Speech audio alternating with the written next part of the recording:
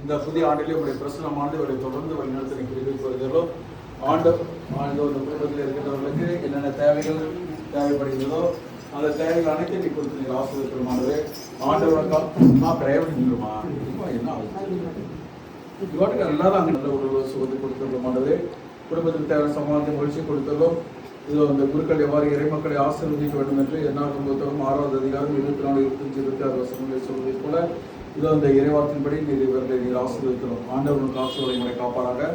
ஆண்டவர் தம் திருமுகத்தை உண்மையில் ஒளிரச் செய்தும் மீது அருள் பொழிவாராக. ஆண்டவர் தம் திருமுகத்தை பக்கமாக திருப்பி உனக்கு அமைதி அருள்வாராக. எல்லாம் வல்ல இறைவன் தந்தை மகன் தூய ஆவியாரின் பெயராலே ஆமென்.